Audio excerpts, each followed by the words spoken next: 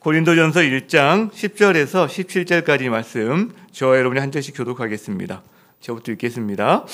내 형제들아, 내가 우리 주 예수 그리스도의 이름으로 너희를 권하노니 모두가 같은 말을 하고 너희 가운데 분쟁이 없이 같은 마음과 같은 뜻으로 온전히 합하라. 내 형제들아, 글로의 집 편으로 너희에 대한 말이 내게 들리니 곧 너희 가운데 분쟁이 있다는 것이라. 내가 이것을 말하거니와 너희가 각각 이르되 나는 바울에게, 나는 아볼로에게, 나는 게바에게, 나는 그리스도에게 속한 자라 한다는 것이니 그리스도께서 어찌 나뉘었느냐? 바울이 너희를 위하여 십자가에 못 박히며 바울의 이름으로 너희가 세례를 받았느냐? 나는 그리스도와 가이오 외에는 너희 중 아무에게도 내가 세례를 베풀지 아니한 것을 감사하노니 이는 아무도 나의 이름으로 세례를 받았다 말하지 못하게 하려 함이라. 내가 또한 스데바나 집 사람에게 세례를 베풀었고 그 외에는 다른 누구에게 세례를 베풀었는지 알지 못하노라. 함께 그리스도께서 나를 보내심은 세례를 베풀게 하려 하심이 아니요 오직 복음을 전하게 하려 하심이로되 말의 지혜로 하지 아니함은 그리스도의 십자가가 헛되지 않게 하려 함이라. 아멘. 자리에 앉으시겠습니다. 긴 추석 명절 연휴가 이렇게 시작이 이미 됐습니다. 먼저는 우리 성도님들 이 추석 명절에 좀 기쁘고 그리고 즐거운 명절 보내셨으면 좋겠다. 이제 이런 마음이 있고요. 또 한편으로는 아까 우리 대표 기도하시는 분도 기도했듯이 명절에 더 좀 외롭기도 하고 힘들기도 하고 여러 가지 좀 부담이 있는 분들도 사실 많이 있을 겁니다. 워낙 성도들의 상황이 다양하잖아요. 그렇기 때문에 상황은 다르겠지만 그분들에게도 주님이 주시는 어떤 위로 그리고 작은 기쁨이 있었으면 좋겠다 이런 생각을 하게 되는데 그 가을이기 때문에 물론 비도 오지만 좀 걷기도 하고 또 바깥에 좀 나가셔서 하나님 아티스트 되신 하나님이 만드신 가을을 좀 이렇게 걸으시면서 누리는 그런 시간도 있으면 좋겠다는 생각을 해보았습니다. 오늘 이 본문 말씀을 제가 이제 묵상하면서 떠오르는 한 신방이 있었습니다. 제가 이전 교회에서 사역할 때 등록 신방을 한 중년 부부의 등록 신방을 갔는데요. 그분들이 보통의 신방과는 좀 다른 신방이었던 것 같습니다. 신방을 가면 되게 이렇게 밝게 맞아주시잖아요. 미소도 지어주시고. 근데 그 가정은 왠지 좀 무겁고 약간 좀 우울해 보이는 약간 그런 분위기였어요. 그리고 등록 신방이기 때문에 가면 어떻게 오시게 됐는지 그리고 또 여기서 이렇게 누리고 계신 어떤 은혜나 그게 무엇인지 어떤 기대감이 있는지 이제 이런 것들을 주로 이제 말씀을 하시게 되는데 이분들은 입을 꾹 다물고 계시는 거예요.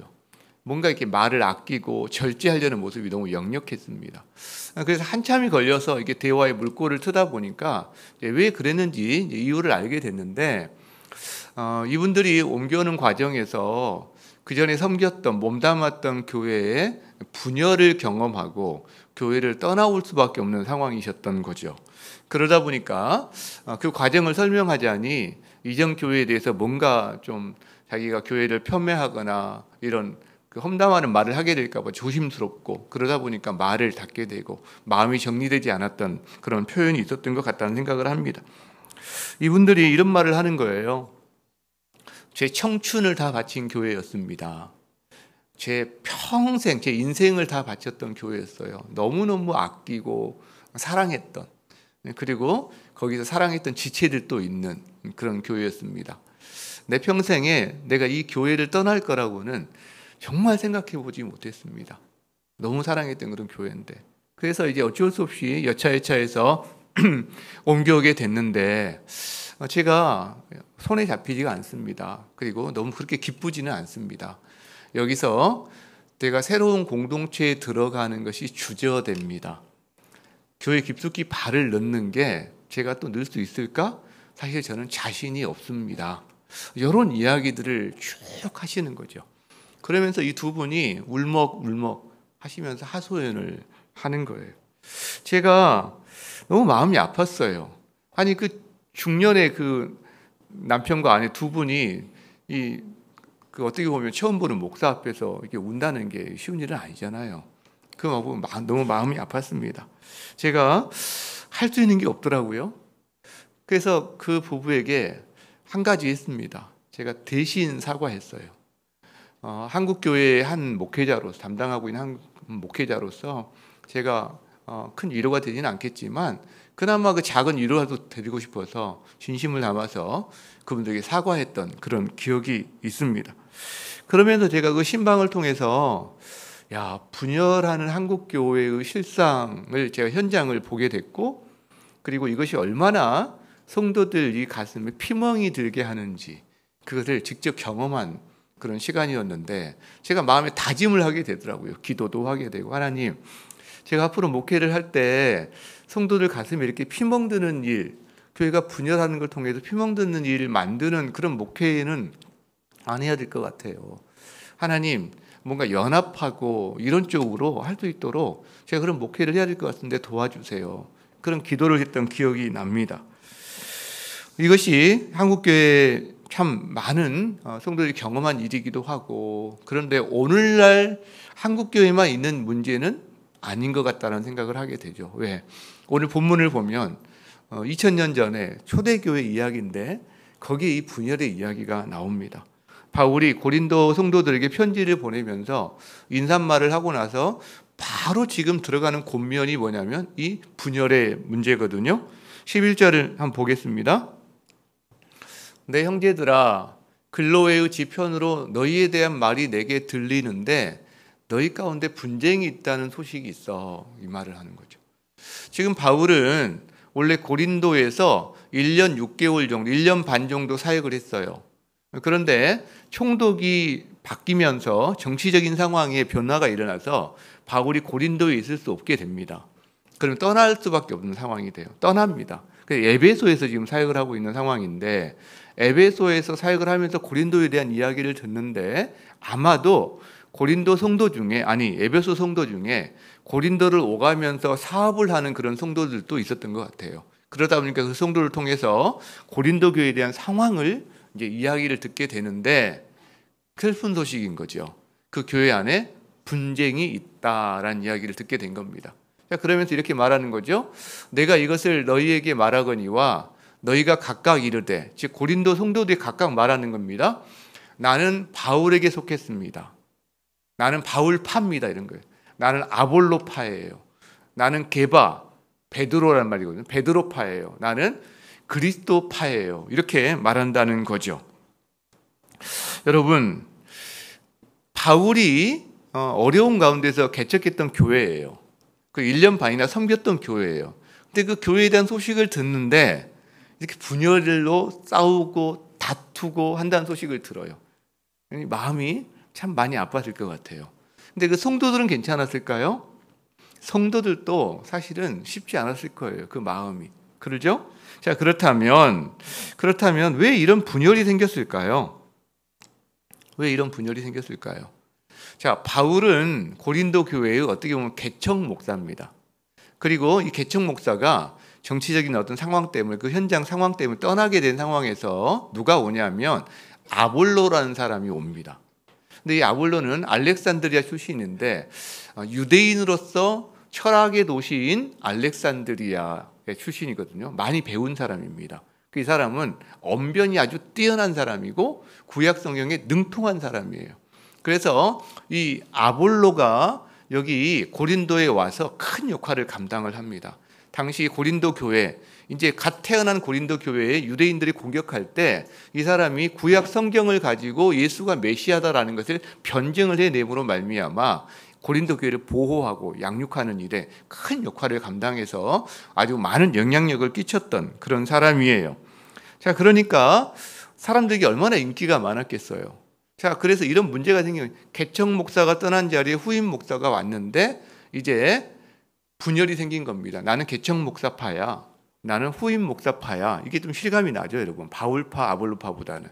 자, 그런데 두 리더 간에는 문제가 없습니다. 서로 상호 존중하고 상호 인정하는 사이였거든요, 사실은. 근데 여기 있는 다른 성도들이 팔을 맞는 거예요, 지금. 파를 만든 겁니다. 양파, 쪽파, 대파를 만들듯이 지금 파를 만든 건데, 자, 표면적인 이유는 이겁니다. 아볼로가 주로 너무 인기가 많은 거예요. 언변이 좋아요. 웅변술이 뛰어나요. 그러니까 설교를 아주 잘하는 사람이에요. 쉽게 말하면 저와 다른 겁니다. 그래가지고 들었다, 놨다, 밀었다, 당겼다 이거를 막 정말 잘하는 사람인 거예요. 뿅 가는 거죠, 사람들이. 그래서 팬이 생깁니다. 팬카페가 생기는 거예요. 방탄소년단의 아미, 그다음에 블랙핑크의 뭐처럼 이런 것처럼 아볼로 목사님 팬카페가 생긴 겁니다. 그래서 열렬한 추종자들이 생기는 거죠. 여기서 이제 문제가 생기기 시작하는데, 근데 진짜 심층적인 이유는 따로 있는 거죠. 그 이유가 뭘까요? 바로 자기 욕심입니다. 왜 그러느냐? 당시는 로마 사회거든요. 로마 사회 문화 속에는 후견인 제도라는 게 있습니다. 이 후견인 제도는 자기의 후견인을 누구로 두느냐에 따라서 이 후견인이 지위가 높은 사람일수록, 더 고급 귀족일수록 자기 영향력이 커지고 사회의 수많은 사람들이 그걸 가지고 발판 삼아서 사회에 진출하고 출세하는 이런 제도가 있었어요. 후견인 제도. 배너에 보면 약간 비슷한 게 나오면 배너가 자기 후견인을 누구로 두는지 그런 게 좀 조금 나오는 거죠. 이 로마 시대의 문화가 교회 안에도 들어온 겁니다. 그러니까 교회 안에 있는 괜찮은 사람, 높은 사람의 권위자를 자기의 후견인으로 두어서, 파로 두어서 자기의 영향력을 확대하려고 하는 그것이 교회 안에도 생긴 거죠. 그러니까 사람들이 인기가 많았던 아볼로파야, 나는 아볼로가 내 후견인이나 마찬가지야 하면서 자기의 영향력을 확대하려는 자기 욕심이 그 안에 숨어 있었던 거죠. 또 하나는 자기 욕심 말고 자기 자랑이라고도 할 수 있을 것 같아요. 왜냐하면 이 아볼로는 지적인 사람이었어요. 그러니까 아볼로파라고 하는 것은 나는 아볼로 목사님처럼 지적인 사람이야, 이래봐도 스마트한 사람이야, 이런 어떤 자기 자랑거리가 되는 거죠. 그러면 이 게바파, 베드로파는 어떤 사람이었을까? 주로 아마도 유대인 출신의 믿는 성도였거나, 아니면 베드로가 유대인이니까 예수님의 수제자니까 그 수제자의 후광을 잇고자 하는 사람이었거나, 또 하나는 종교적인 열심이 있는 사람들이 율법을 지키면서 뭔가 나는 참 종교적인 열심이 있어, 율법을 잘 지키는 사람이야 라고 하는 사람이 주로 아마 이 게바파에 속했을 거다라는 추측을 해볼 수가 있고요. 근데 또 한 가지 있죠. 그리스도파가 있거든요. 와, 이거는 그리스도파 할 말이 없을 것 같은데, 그리스도를 잘 따라서 그리스도파가 아닙니다. 뭐냐면, 그깟 인간 지도자 바울, 아볼로, 게바를 따른다고? 나는 그깟 인간 지도자를 따르는 게 아니라 직통 계시파야, 이런 말이에요. 쉽게 말하면 영적인, 나는 하나님부터 받은 특별한 지혜가 있어서 나는 너희와는 차원이 다른 영적인 지혜가 있는 영적인 사람이야, 이래봐도. 이런 어떤 자랑거리를 삼는 사람들. 그러니까 나중에는 이 그리스도파는 교회 안에 있지 않고 자연스럽게 영지주의 어떤 이단이 되어서 나중에 이렇게 나가게 되나, 아마 이런 파가 아닌가 우리가 추측해 볼 수 있어요. 그러니까 두 가지 주된 문제가 있는 거죠. 이 분열의 심층에는 자기 욕심이 작동을 하고요, 자기 자랑이 작동하는 거예요. 그걸 가지고 지도자를 끌어들여서 자기가 팔을 만든 이런 상황이 됐다라는 거죠. 여러분, 이런 분열의 문제는 2000년 만의 이야기는 아닌 것 같습니다. 오늘날 우리 사회를 보면, 한국 교회를 보면, 또 우리가 경험하는 공동체를 보면 이 곳곳에 이 분열의 문제가 다 있는데, 실제로 얼마나 우리 이 사회가 이 분열 때문에 힘들어하는지 모르겠어요. 남과 북이 나뉘고요, 동과 서가 나뉘고요, 세대와 세대가 나뉘고요, 남녀가 나뉘고요, 이념, 보수와 진보가 나뉘고요. 그것 때문에 저희들이 참 많은 고통을 당하며 살아가는 것 같아요. 교회도 마찬가지입니다. 한국 교회 안에 수많은 교단과 교파가 있고요, 또 한 교회가 그 안에서 또 분열해서 분쟁해서 교회가 나누기도 하는, 그래서 그것 때문에 떠돌며 유리방황하는 성도들이 너무나 많은, 그것 때문에 얼마나 많은 사람이 아픈지 모르겠다라는 거죠. 근데 그뿐만 아니라 가정도 분열합니다. 부부가 갈등을 하고 갈라서요. 형제 자매들이 갈등을 하고 서로 얼굴을 안 봐요. 부모 자식 지간에도 그런 경우가 있어요. 그러니까 이런 명절이 오히려 가족의 기쁨을 누리는 시간이기도 한데 이런 오래된 어떤 숙제 같은 문제가 있는 가정들은 오히려 이 명절이 이런 문제들 때문에 더 아파하는 시간이 되기도 하는 거죠. 여러분, 분열의 이유는 다 다릅니다. 사실은 제각각 케이스 바이 케이스일 텐데 오늘 고린도 교회를 통해서 보면 그래도 우리가 유추할 수 있는 게 있다는 거죠. 그게 뭐였죠? 자기 욕심, 자기 자랑. 여러분, 이것이 우리가 맞닥뜨리는 분열의 문제에서도 사실은 비슷한 이유일 수도 있다라는 거예요.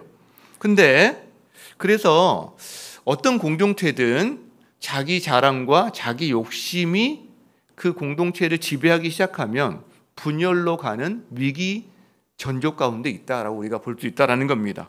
근데 이 분열의 결과는 뭐예요? 고통이죠. 고통, 아픔이죠. 제가 앞에서 이야기했던 등록신방하면서 만났던 그 성도의 아픔, 여러분 그런 아픔을 아마 여기서 공감하시는 분도 계실 거예요. 사실은 비슷한 아픔을 겪으셨거나 그런 분도 계실 거예요. 근데 문제는 그 교회가 분열하면 성도들 가슴에 피멍이 들고 그 성도들이 다 아픈데, 고린도 교회 같은 경우는 성도들도 아프고 바울도 아픈데 거기서 끝나는 게 아니라는 거죠. 여러분 생각해 보세요. 한 집안에 형제 자매들이 있어요. 형제 자매들이 다투어요. 갈등해요. 분열해요. 그럼 형제 자매들이 아프죠. 형제 자매들은 아플까요? 그걸 바라보는 부모는요. 피눈물이 나죠. 여러분 교회가 분열을 하게 되면 교회 성도들 아프죠. 목회자도 성도 아프죠. 근데 바라보는 하나님은요. 하나님도 피눈물이 나실 거다라는 생각을 한다는 거죠. 자, 그렇다면 이런 상황에서 바울 사도가 고린도 교회를 향해서 던진 권면이 뭘까요? 권면이 뭘까요? 우리 한번 10절을 보겠습니다. 형제들아, 내가 우리 주 예수 그리스도의 이름으로 너희를 권한다. 그러니까 내 이름으로, 내 권위로 권한다 하지 않고 예수님의 권위를 빌려서 그들에게 권면하고 있습니다. 엄중한 권면인 거죠. 모두가 같은 말을 하렴, 어그리하렴, 뭔가 같은 것에 동의하렴. 그러면서 너희 가운데 분쟁이 없이 같은 마음과 같은 뜻으로 온전히 연합하렴. 그런 말을 합니다. 오늘 그래서 제목이 같은 마음으로 연합하십시오라는 말을 여기서 따온 거죠. 같은 마음으로 온전히 연합하렴, 이 이야기를 한다는 거죠. 여러분, 하나님은 연합을 기뻐하세요. 사단이 하는 일은 담을 쌓는 일입니다. 자꾸 편을 갈라요. 이렇게 편을 갈리고요. 그 안에 또 편을 갈리고요. 또 편을 갈릅니다. 이게 사단이 하는 일입니다. 근데 우리 주 예수님은요. 사단이 쌓은 담을 허물어요. 헬라인과 유대인의 담을 허물고 주인과 노예의 담을 허물고 자꾸 담을 허물어요. 그래서 연합하게 하는 게 하나님의 일이다라는 거죠. 그래서 결국은 이 담을 쌓고 그 다음에 팔을 만들고 분열하게 하는 것은 그게 고통을, 심지어는 결국 죽음을 낳습니다. 그런데요, 연합은요, 기쁨과 생명을 낳는 일이다라는 걸 우리가 알게 됩니다. 그렇다면 오늘 우리가 같은 마음으로 연합하십시오, 같은 마음으로 연합하십시오라는 이 말씀을 우리가 마음에 담았으면 좋겠는데, 그러면 그걸 적용할 때 이번 추석에도 여러분의 가정에도 여러분의 공동체에 적용했으면 좋겠는데, 한 가지 우리가 알아보자는 거죠. 같은 마음으로 연합하기 위해서 필요한 게 뭘까?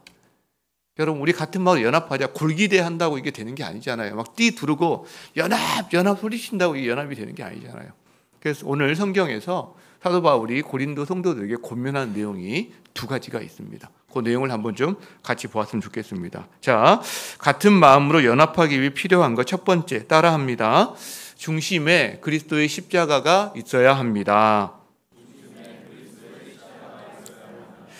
자, 바울이 그들의 분열에 대해서 하는 말이 13절에 나옵니다. 이렇게 먼저 말을 해요. 그리스도께서 어찌 나뉘었느냐, 이런 말을 해요.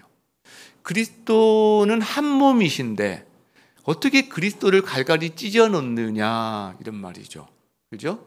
여러분, 교회의 분열은 한 몸이신 예수 그리스도의 몸을 찢어 놓는 것과 비슷하다라는 표현을 지금 쓰고 있는 거죠.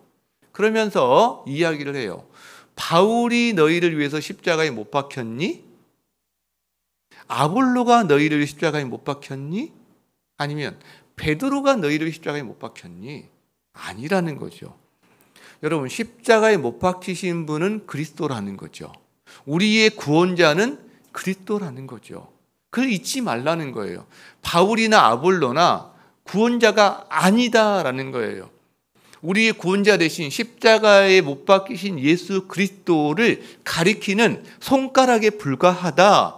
인간 지도자가 하는 역할이 있긴 하지만 그 이야기를 하고 있다는 거죠. 여러분, 그래서 너희가 바울파든 아볼로파든 무슨 게바파든 상관없어. 중요한 것은 구원자가 누구냐 하는 거야. 십자가에 못 박히신 분이 누구냐 하는 것을 잊지 않는 거야. 요 이야기를 하고 있다는 거죠. 여러분, 결국 분열의 중심되는 원인이 뭡니까? 이 말씀을 보면 그들의 중심에 예수 그리스도를 놓지 않은 거예요. 그들의 중심에 그리스도의 십자가가 빠져버린 거예요. 여러분, 이것이 그들이 분열하게 된 근본 원인입니다. 여러분 보세요. 중심에 그리스도가 계셔야 해요. 중심에 그리스도의 십자가가 있어야 돼요. 그런데 중심에 그리스도가 빠져버리고 십자가가 빠지니까 무언가를 채워 넣습니다. 그 자리에. 거기에 뭐가 들어간지 아세요? 그리스도가 빠진 자리에 누군가가 들어가요. 자기가 다 들어갑니다. 자기가 중심에 들어가고 싶거든요. 결국 거기에 들어가는 게 자기 자랑, 자기 욕심이 들어가게 되어 있다는 거죠. 이렇게 되는 거예요.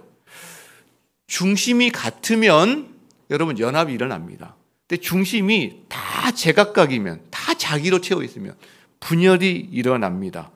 그래서 중심에 그리스도가 계시면 그리스도는 십자가를 지신 분이거든요. 십자가는 자기 희생이거든요. 자기 희생을 통해서 타인을 섬기는 거고 살리는 거거든요. 연합이 일어납니다. 근데 여기서 십자가가 빠져버리면요, 거기에 자기 욕심이 들어갑니다. 자기 욕심은 자기를 채우기 위해서 타인을 희생하는 거거든요. 기본적으로 자기 자랑은 자기 자랑을 위해서 담을 내리까는 거거든요. 그러니까 결코 연합이 일어날 수가 없다라는 거죠. 여러분, 교회가 연합한다. 그러면 교회 목장이 연합한다. 혹은 교회가 잘 연합하고 있다. 그러면요, 예외가 없습니다. 그 중심에 예수 그리스도가 있는 거예요. 그리고 예수 그리스도의 십자가가 작동하고 있을 때, 그 목장에 작동하고 있을 때, 그 교회에 예수 그리스도의 십자가가 작동하고 있을 때, 그 목장이나 그 교회는 거기에 연합이 유지되고 그 기쁨과 생명을 맛보고 살아가게 된다라는 거죠. 예전에 저희 교회에 수요 예배를 몇 주 동안 섬기셨던 한 강사 목사님이 계세요. 한국 외국어 대학교에서 캠퍼스 사역을 하는 정동영 목사님이신데, 그분이 오셔서 우리에게 참 많은 은혜를 끼치셨던 그런 기억이 있습니다. 근데 그분이 캠퍼스 사역을 하시는 분인데, 그 외대 안에는 여러 선교단체가 있어요. 여러 선교단체가 있죠. 근데 이 선교단체를 이렇게 하나로 묶는 거예요, 그분이. 그리고 외대 안에는 수많은 기독교 교수님들 어떤 이런 동아리 같은 그런 것도 있을 거예요. 과에도 있고 뭐. 근데 그걸 또 이게 다 묶어내는 거죠. 근데 이게 결코 쉽지 않았다고 이야기해요. 오랜 시간과 에너지와 이게 수많은 어떤 것들이 걸려서 그 외대교회 안에 이것이 많이 이루어졌는데, 이분이 참 하셨던 말 중에 제가 지금도 기억에 너무나 생생한 그런 말씀이 있어요. 그 연합의 비밀에 대해서 이분이 하셨던 말이 있어요. 그렇게 할 수 있었던, 수년에 걸쳐서 노력하면서 외대 안에 외대 교회를 통해서 연합을 할 수 있었던 이유 하나, 딱 하나, 비밀 하나, 이 말이었어요. 나는 죽을 테니 당신은 사세요. 이 말이었어요. 내가 죽을 테니 너는 사세요. 우리 단체가 희생할 테니 당신 단체는 살아나세요. 이 말이었어요. 이 말이었어요. 여러분, 제가 그 말을 듣고 정말 맞장구를 쳤어요. 그 정신으로 외대 안에서 수많은 선교단체, 수많은 기독 동아리, 교수님들 만나서 수년에 걸쳐서 그걸 계속 했을 때 결국 오늘에 이르는 어떤 연합이 일어났다는 말을 들었거든요. 왜 가능했을까요? 여러분, 이것이 십자가를 가리키는 말 아닙니까? 내가 죽을 테니 당신은 사세요. 이게 바로 십자가 아닙니까?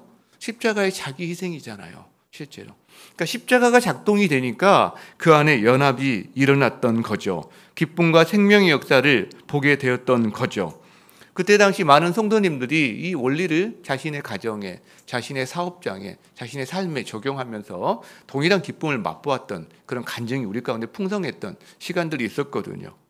여러분, 어떤 한 가정을 생각해 보세요. 어떤 한 공동체를 생각해 보세요. 그 중심에 무엇이 있을 때 진짜 연합이 일어날 수 있을까? 무엇이 있을 때? 한 부부가 연합해서 잘 살고 있다. 여러분, 누군가는, 그리고 둘 다이겠지만 어떤 때는 누가, 어떤 때는 또 다른 사람이 계속 자기 십자가를 감당하고 있기 때문에 그 연합을 이루고 살아가는 거 아닐까요? 한 가정도 마찬가지죠.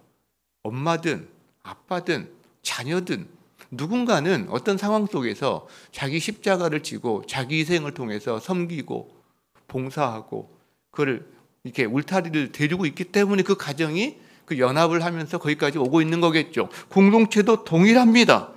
실제로 공동체도 누군가는 십자가를 감당하고 있을 때 그 목장이, 그 교회가 그 연합을 유지하면서 여기까지 오고 있는 거죠. 여러분 한번 생각해 보세요. 형제 자매들이 부모의 유산 앞에서 어떻게 화목할 수 있을까요? 어떻게 연합할 수 있을까요? 거기에 자기 욕심과 자기 자랑이 빠져야만, 거기에 누군가의 십자가가 들어가야만 그 부모의 유산 앞에서 형제 자매들은 뭡니까? 연합을 유지하고 화목하게 지낼 수 있다라는 거죠. 여러분, 분열하고 싸우는 고린도 교회에 바울은 분명하게 말합니다. 그리스도께서 어찌 나뉘셨느냐? 바울이 너희를 위해서 십자가에 못 박혔느냐? 아볼로가 너희를 십자가에 못 박혔느냐? 아니면 베드로가 십자가에 못 박혔느냐? 아니지 않니? 예수 그리스도가 십자가에 못 박히셨다라고 이야기한다는 거죠. 여러분, 우리 안에, 우리 가정, 우리 공동체 안에 그 중심에 예수 그리스도, 그 주님의 십자가가 작동될 때 우리도 동일한 이 연합의 기쁨을 맛보게 될 줄 믿습니다. 그런 은혜 누리시는 여러분 가정과 공동체 되시기를 축복합니다. 자, 이게 첫 번째라면, 즉 연합에 필요한 요소가 이 중심의 문제라면, 또 하나 두 번째는 방향의 문제입니다. 방향. 자, 같은 마음으로 연합하기에 필요한 것 따라합니다. 본질과 사명에 집중해야 합니다. 자, 이것이 바로 방향에 대한 문제입니다. 중심이 그리스도로 같고 그 다음에 이 중심이 같은 공동체가 같은 방향을 향해서 달려갈 때 그 공동체는 이 연합의 기쁨을 누리게 된다는 거죠. 자, 바울이 14절부터 하는 말이 있는데, 자기가 세례를 고린도 교회에서 베풀었을 거 아니에요. 근데 아주 소수에게만 세례를 베푼 것을 감사하다, 이런 표현을 합니다. 14절 한번 볼까요? 자, 나는 그리스도보와 가이오 외에는 너희 중에 아무에게도 내가 세례를 베풀지 않았어. 그게 감사해. 이렇게 말한다는 거예요. 좀 이상하죠? 여러분, 지금 선교사가, 목사가 교회를 개척해서 수많은 성도들에게 세례를 베푸는 게 기쁨이잖아요. 이게 엄청난 일이잖아요. 근데 바울이 지금 내가 너희 중에 지금 그리스도와 가이오 말고는 아무에게도 내가 세례를 베풀지 않았어. 난 그게 너무 감사해, 이 말을 하고 있다는 거죠. 왜 그러냐면, 왜냐하면 아무도 나한테서 세례 받았다는 걸 명목 삼아서 나의 추종자라고 말하면서 자기 영향력을 확대하려는 수단으로 나를 이용하지 못하게 되기 때문이야 라는 말을 하고 있다는 거예요. 여러분, 선교지에서 이런 일이 자주 일어나는 거죠. 멕시코에서 사역하는 윤춘석 선교사님도 저에게 이런 말을 했던 적이 있어요. 자신이 그 멕시코나 다른 그 쿠바나 또 코스타리카나 사역을 할 때 직접 그 사람들 세례를 주려고 하지 않는다는 거죠. 왜? 나중에 이것이 분파가 되거나 나는 누구한테 직접 세례받은 사람이야, 그러면서 어떤 자기가 누구의 추종자라는 걸 빌미로 해서 파당을 만들거나 영향력을 행사하는 빌미를 주지 않기 위해서라는 거예요. 그래서 현지에 있는 목회자들이 직접 세례를 줄 수 있는 구조를 많이 만들려고 한다, 이런 이야기를 했거든요. 똑같은 상황이 벌어지고 있다라는 거죠. 여러분, 나는 어떤 목사님에게 세례받은 사람이야, 이게 이제 자기 자랑이 되는 이런 일이 막기 위해서 이걸 하고 있다는 거죠. 자, 근데 바울이 그것 때문에 세례 주지 않은 것을 감사하다고 그러면서 그 다음 9절, 이 말을 더 하는 거죠. 쓰다 보니까 두 사람 말고 세례 준 사람이 기억이 나는 거예요. 아, 내가 쓰다 보니 스데바나 집 사람에게 세례를 베풀었어. 그게 기억이 났어. 이제 그러면서 그 외에는 다른 누구에게도 세례를 베풀었는지 내가 알지 못해. 라는 굉장히 솔직하게 이걸 지금 쓰고 있는데, 바울이 세례를 베풀지 않은 소극적인 이유가 그게 빌미가 될까봐 그런 게 있었다면 적극적인 이유가 있다는 거예요. 17절에 나옵니다. 자, 같이 읽어볼까요? 시작. 그리스도께서 나를 보내심은 세례를 주려 하심이 아니요 오직 복음을 전하게 하려 하심이로되. 자기의 사명이 무엇인지, 자기가 해야 되는 것의 본질이 무엇인지 명확하게 집중한다는 거예요.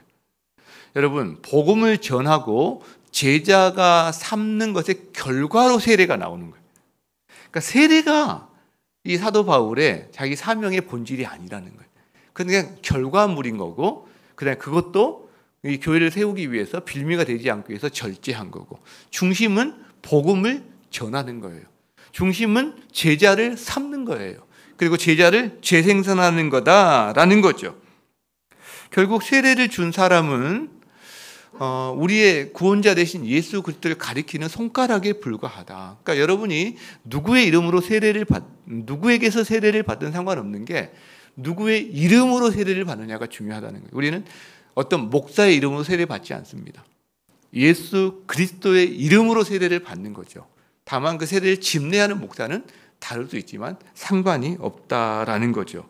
여러분, 그래서 공동체가 우리의 목장, 우리의 가정, 또 넓게는 한국교회 전체가 연합하는 길은 이 중심에 그리스도가 있고 그리스도의 십자가가 작동하고, 그리고 이 공동체가 한 방향, 즉 본질과 사명을 따라서 함께 달려나갈 때 이 공동체는 이 연합에서 벗어나지 않게 된다라는 것을 우리에게 보여줍니다. 고린도 교회에게 지금 그것을 권면합니다. 만일 본질을 벗어나면요, 비본질로 얼마나 많이 싸웁니까? 여러분, 사명을 벗어나면요, 사명이 아닌 일로 얼마나 싸웁니까? 저는 감사하게도 제가 있었던 교회가 몇 개 안 되지만 제가 경험했던 교회들을 직접 그 교회에서 직접 막 엄청난 분열을 경험하거나 이런 일을 경험하지 못했습니다. 다만 소소한 싸움은 조금 봤거든요. 제가 본 싸움은 이제 이런 거예요. 교회에 카페가 생겼어요. 카페에 테이블과 의자를 놔야 됩니다. 근데 어떤 테이블과 의자를 놓을 곳이냐 갖고 이게 다툼이 생긴 거예요. 근데 이게 점점 심해지니 나중에는 파가 막 나뉘고 막 양파, 쪽파, 대파가 나뉘고 나중에 보지도 않고 이게 사사건건 나중에 부딪히더라고요. 한번 파가 생기니까 나중에 저기서 말하면 무조건 반대. 그래서 참 그게 뭐였냐면 테이블과 의자 때문이었어요. 테이블과 의자 때문에. 어떤 테이블과 의자를 놓을 거냐. 그리고 부엌에서도 주로 이렇게 보니까 접시 그릇 깨진 소리가 자주 나더라고요. 부엌에서. 국수를 먹을 건지 밥을 먹을 건지 아니면 무슨 반찬을 할 건지 여기 다툼이 많이 일어나고, 그 다음에 이게 간이 맞다, 짜다, 싱겁다. 여러분, 짜면 물 타서 먹으면 되고요, 싱거우면 자기가 뿌려 먹으면 될 거 아니에요. 근데 그걸로 왜 싸우냐고요. 그러면서 무슨 기미상궁판이 무슨 상궁판이. 제가 정말 큰 싸움은 아니었지만 제가 경험한 소소한 싸움이 주로 그런 거였어요. 의자 사는 것 때문에 어떤 색깔, 어떤 걸로 사야 될지, 식당에서 어떤 식으로 쿠치나, 우리라고 하는 쿠치나죠. 쿠치나에서 뭘 해야 될지. 주로 이런 거였다는 거죠. 여러분, 본질로 다툰 게 하나도 없어요. 다 비본질을 갖고 다툰 거예요. 본질로. 저는 제발 본질로 다투었으면 좋겠다는 생각도 합니다. 누가 더 복음 전파에 힘을 쏟는지 우리가 한번 다퉈보자. 왜 우리는 이것밖에 못하는지, 너희는 그렇게 하는데 우리는 이것밖에 못하는데 우리가 다퉈보고 싶다. 이런 다툼을 한번 봤으면 좋겠다, 이런 생각이 들어요. 여러분, 저는 여러분이 다투는 걸 보고 싶어요. 어떤 것에? 아니, 우리 교회는 목장마다 1년에 한 명의 세례자를 배출하는 걸 기도 제목으로 삼고 있는데 왜 한 명이야? 우리 목장은 2명을 하고 싶은데 왜 한 명만 하라고 그래? 이런 걸 좀 다투는 모습을 보면 좋겠다. 아무도 동의를 안 하시네요, 별로. 우리 교회는 다음 세대 비율이 작년 대비 100%가 되는 것이 기도 제목인데 지금 몇 년째 한 65% 내외에 왔다 갔다 하고 있거든요. 그런데 우리가 왜 계속 몇 년째 65%인 거야? 왜 100%가 안 되는 거야? 그리고 왜 100%야? 150%가 돼야 되지. 이런 걸로 좀 다투고 막 토론하고 우리가 어떻게 할까? 이런 걸로 다투는 모습을 보면 좋겠다라는 생각이 드는 거죠. 행복축제에 성도들을 초청하고 지인들을 초청했는데 여기에 왜 비누자가 있고 우리 성도보다 더 많은 성도들이 와서 사람들이 와서 복음을 들으면 좋겠는데 왜 우리가 생각보다 그렇게 많은 인원이 오지 않는지 우리가 그런 다퉜으면 좋겠다. 도시전도 여행을 하게 되는데 이번에는 물론 우리가 2학기 때 시작한 거다. 여러분이 아마 여러 가지 일정도 사전에 있고 그래서 그래도 얘가 한 40-50명 정도 신청자가 모인 게 감사한데요. 내년 저희가 미리 일정을 만들려고 그래요. 여름이든 8.15 전후한 여름이든 아니면 가을이든 미리 공지할 텐데 그때는 온 교회가 축제가 되는 어떻게 보면 그래서 우리가 1년에 한 번 정도 국내 선교여행을 가듯이 죽전에서 저희가 한번 이거를 국치고 꽹과리 치고 장구 치는 것은 어려울지 모르겠지만 뭔가 축제처럼 행할 수 있는 것을 한번 다투보면 좋겠다. 우리 축제처럼 왜 안 해요? 왜 그렇게 한 40-50명밖에 안 해요? 다투었으면 좋겠다. 여러분도 같은 생각이신가요? 아닌가요? 이시죠? 예, 여러분 본질에 집중하면 소소한 싸움은요 안 일어납니다. 관대해집니다. 가정에서도 마찬가지입니다. 본질에 집중하면 부부가 예수 그리스도 중심에 두고 거룩한 가정 생활을 위해서 힘써 가다 보면 여러분 딴 데 눈길 별로 안 두게 되잖아요. 그럼 다름은 관대함으로 받아들이고 다름을 인정하면서 풍성함으로 이것을 누리게 되는 과정이 되는 거죠. 이 은혜가 여러분과 있기를 바랍니다. 제가 앞에서 분쟁했던 교회를 떠나와서 하염없이 눈물을 흘렸던 등록 신방 받으셨던 부부에 대한 이야기를 했어요. 제가 그때 정말 할 말이 없었거든요. 무슨 말을 해야 할지 정말 많이 고민이 됐는데 제가 곰곰이 생각해 보니까 그때 했던 말이 한 마디가 있었어요. 제가 그분들에게 저의 이야기를 했습니다. 저 역시 개척교회를 경험했습니다. 그리고 개척교회를 경험하면서 정말 개척교회에 부어주시는 하나님의 은혜가 어떤지 놀라운 그 은혜를 많이 경험했습니다. 그러면서 지지고 볶고 하면서 정말 즐거운 시간을 보냈는데 근데 아픔도 있었거든요. 아픔. 왜냐하면 함께했던 성도들이 여러 가지 사정이 있어서 떠나시는 분이 계시는 거예요. 떠나시는 분이. 아니 함께 목장을 하고 함께 사역을 하고 마음을 나누고 막 가족끼리 모여서 지냈던 분이 떠나니까 얼마나 마음이 아파요. 사실은 사연은 다양합니다. 여러 가정들이 떠났는데 다양하게 이런 사정으로 저런 사정으로 떠나갑니다. 근데 더 마음이 아팠던 게 있는데 그분들이 죄인처럼 떠나가는 거예요. 마음의 죄책감과 정죄감을 안고 실제로 그러면서 연락을 끊으려고 하고 뭔가 이게 저는 너무 마음이 아팠어요. 왜냐하면 아니 함께 마음을 나누고 신앙을 나누고 한 교회를 세워왔던 분들이잖아요. 그분들의 시간과 모든 에너지를 다 바쳐서 한 교회를 세우는 일에 최선을 다했던 분들이잖아요.